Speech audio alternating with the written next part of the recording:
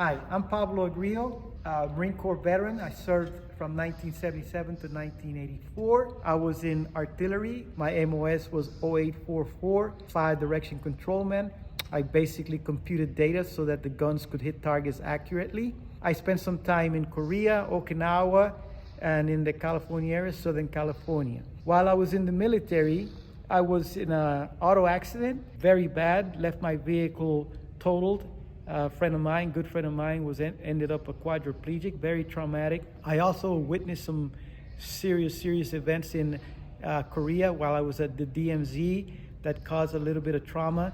Of course, at the time, I didn't know that. So when I came back to the States, I applied to become a commissioned officer in the Marine Corps, but I didn't make the cut. And then after I failed to make the cut, I tried. And can you tell me why you didn't make it a career? I didn't like artillery. It's that simple. And while I was in there, I applied to participate in an officer candidate program. And I made it there halfway and did not make the final cut. And then after that, I was sent back to the field artillery team. And when I got there, after being away from that job for almost 2 years, I realized that I hated the job and I didn't want to do it anymore. So when they decided that they wouldn't change my MOS, I thought it was time for me to move on. So after 7 years of an outstanding career, I decided to leave. Like I said, I didn't know at the time that I was suffering from mental health issues from some of the experiences that I had, but I continued to push forward. I left the Marine Corps and applied to become a law enforcement officer in the San Diego community. And I was hired. I did that for about 5 years. But during the time that I was working as a law enforcement officer, I got married, became involved with a very young lady that eventually was the mother of one of my son, my only son. And sad to say, those mental health issues that I had that were undiagnosed came home calling. And during that time, I started having issues with domestic violence with my wife. The domestic violence ended up in tragedy because my wife ended up dying at my hands.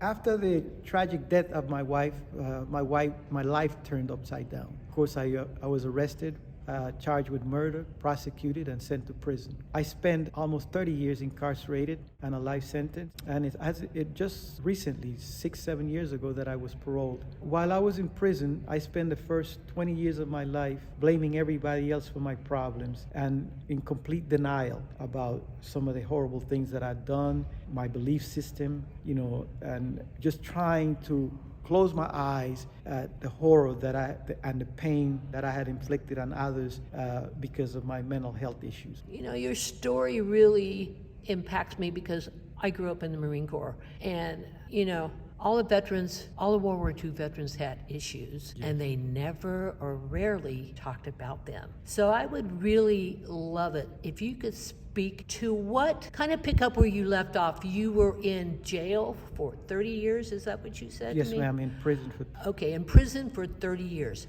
When you got out, how did you change your mental health, and how did you learn to look at life from a different perspective?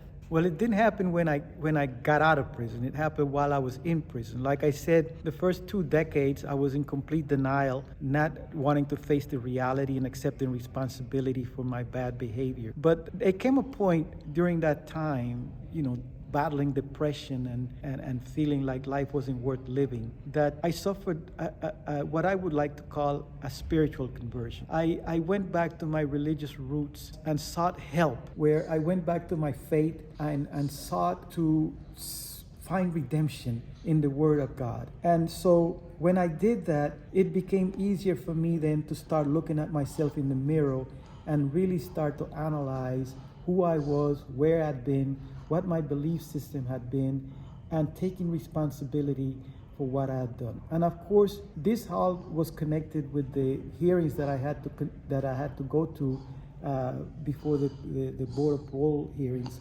because every so often you apply for parole and you have to try to convince the people that are judging you that you're fit to rejoin society. So that's when the transformation, the conversion began.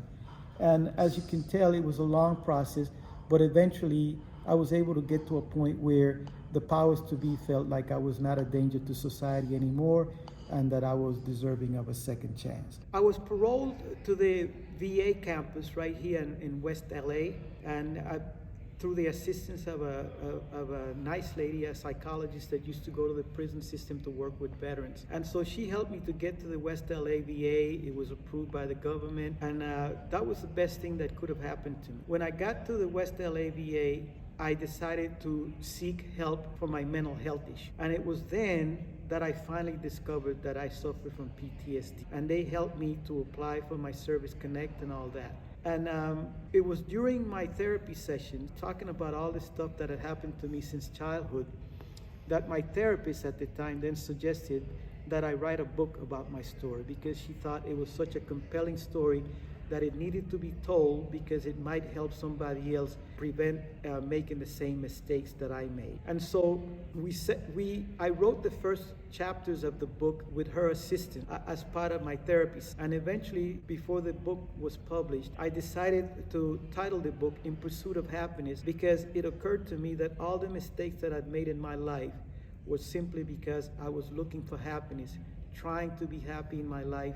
And instead, because of my mental health issues, I just kept making things worse, hurting other people, messing my life up, destroying the potential that I had.